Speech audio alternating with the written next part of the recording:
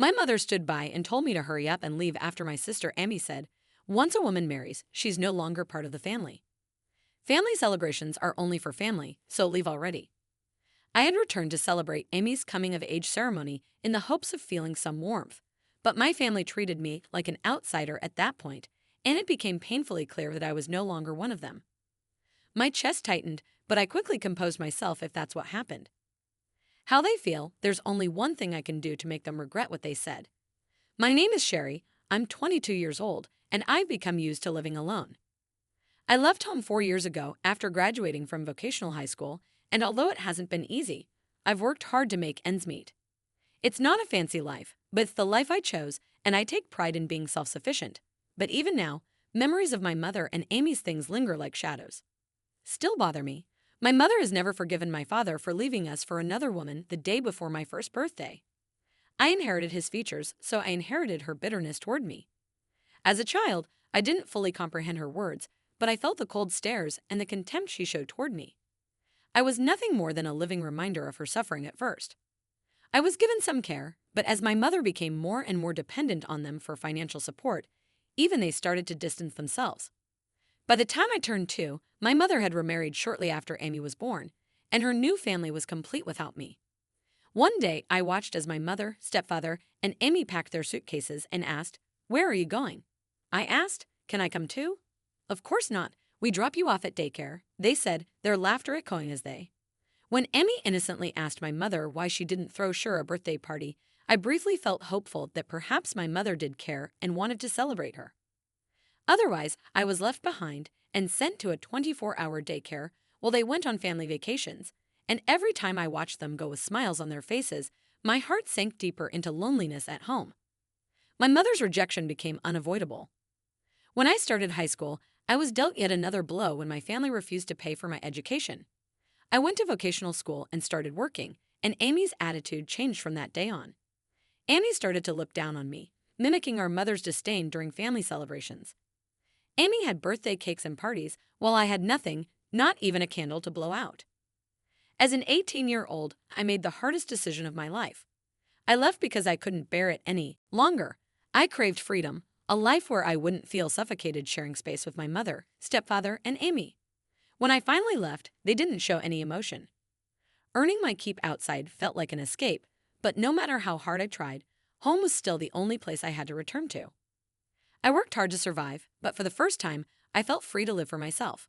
However, even at 22, I can't completely escape their shadow because memories of my mother and Amy linger, especially with Amy's coming-of-age ceremony approaching. My own ceremony had been non-existent, but I knew Amy. My mother said coldly, "Do whatever you want. You're not our problem anymore." My mother called me out of the blue one day, and hearing her voice for the first time in years made my chest hurt. "Titanic Amy's 21st birthday is next week. You're not coming, right?" she said bluntly, leaving me speechless. Why would she even think to call me? I replied, "Good, it'd be awkward if you showed up," but her words cut through me like a knife. After the call ended, I felt a weight settle over me. Whispered to myself, of course I wouldn't go, but the smothering pain in my chest persisted. I had assumed that I had moved on and cut off all contact with them, so why did they still hold on to me? I told myself that I wouldn't allow them to control me any longer, but the past is obstinate and won't let go, so in the midst of the pain, I felt a slight urge to confront them, especially Amy, because I wanted to celebrate her milestone despite everything. When I rang the doorbell, Amy answered. Her voice was sharp and mocking. "Who's there, Amy? It's me." I said cautiously, "Stop joking, I brought a cake," and after a moment of silence, the door swung open without a word, and Amy snatched the cake box from my hands into my face. I had decided to visit my family for the first time in years, bought a cake and a gift, and stood in front of the familiar door, my heart thumping.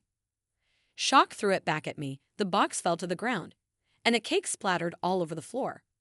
"What are you doing?" I asked, my voice shaking. "I can't eat food from a stranger." She sneered, "Stranger." The word hit me harder than I had anticipated, and I secretly hoped that despite everything, she still saw me as her sister. However, hearing her refer to me as a stranger made me freeze, and my mother appeared laughing with Amy. "What were you thinking?" I felt a wave of regret wash over me as she said, "Coming here," her voice dripping with scorn. "Did you come to ruin things?" My stepfather's voice called out from the living room, She's not family anymore." My voice trembled as I asked, "Am I not family?" My mother scoffed, "Of course you're not family. We're not even related." Amy laughed, "Did you really think you were one of us?" Amy's harsh tone didn't belong, but listening to it so clearly tore me apart.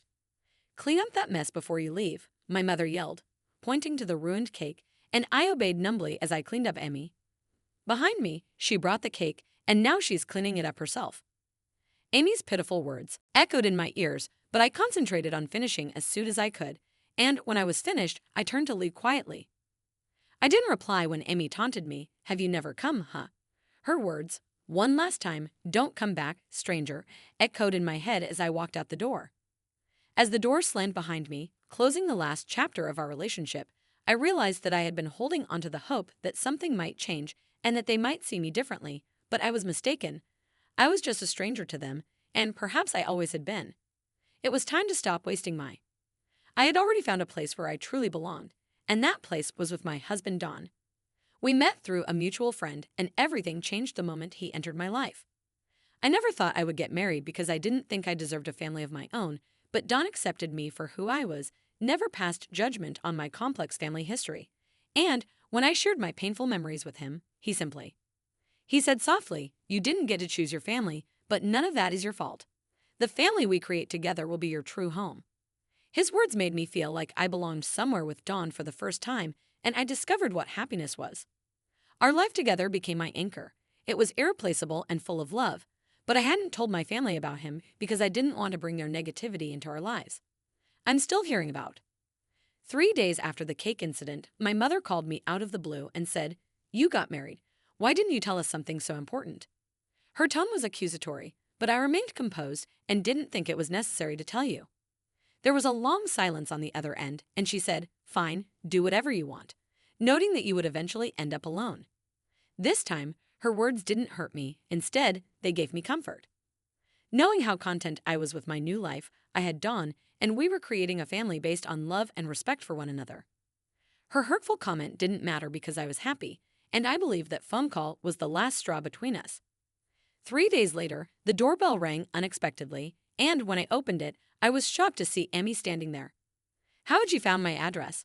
I asked Ed. "What are you doing?"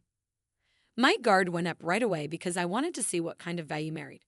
She said it in a playful way that made me uneasy, and as soon as she walked into the living room, her eyes met Dawn's. "This is your husband, not bad at all. How did someone like you snag him?" I clenched my fist in anger, but I remained calm and said, "I'm Sure's husband. Please stop with the unnecessary remarks." Amy looked surprised by his calm response. Her directness was quickly overcome, and she moved closer to Dawn. Her smile turned sickly sweet, and she said, "Don't be so stiff, let's have some fun." I was shocked by her boldness, but Dawn didn't waver. "I'm not interested, my happiness is with my wife," he said firmly. "Please stop this behavior." I felt a wave of gratitude for Dawn's unwavering loyalty, and Amy shrugged, her smile turning into a cold smirk. After she left, Sherry Dawn said softly, "You don't need people like her in your life. For your sake and ours, it's best to cut ties." His words echoed my own thoughts, acknowledging that Amy and the rest of my family had no place in the life I was creating anymore and that it was time to let go.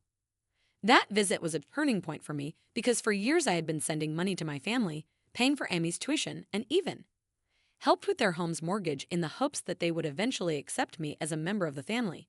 But after Amy's visit, I realized I'd owe them nothing. They had taken everything I had to offer and returned nothing but contempt. I decided it was time to stop looking back and start living fully in the present by focusing all of my energy, love, and support on the family I was starting with Dawn. A family based on kindness, respect, and unconditional love. Cut off the financial support. When I told Dawn, he smiled warmly and nodded, saying, "That's the right choice, Sherry. You've done more than enough. Now it's time to focus on yourself." His words lifted my spirits a lot because I hadn't realized I was still carrying. I filed the required paperwork and stopped the payments for the first time, and I felt a wonderful sense of relief. But the calm didn't last long. A month later, my routine was. When I opened the door after hearing a loud, violent bang, my mother and Amy were standing there with their faces twisted in anger. Why hadn't the tuition payment gone through? The landlord was threatening to evict them, and my mother spat in an accusatory tone. Their outrage didn't surprise me because I had anticipated this confrontation. I took a deep breath and calmly responded, I stopped the payments because I'm no longer responsible for you. Their expression changed from anger to shock. Amy cried, I can't finish school without it. That's your responsibility now, not mine, to which I firmly replied, I won't find a family. You stopped the payments, Amy demanded, and I even sold the house to recover what I already paid. I added, that's my mother's voice, Rose. You sold the house. How could you? You made it clear I'm not part of your family. I met their glares head on, saying, I have no obligation to support you. They tried to argue, their rage quickly turning to desperation, but I stood my ground. You regret this, Amy yelled as they left. You're the worst sister ever, but their words had no power over me anymore. That doesn't include me. You can't do this after everything I've done for you. My mother started doing this for me. I interrupted myself, rising for the first time.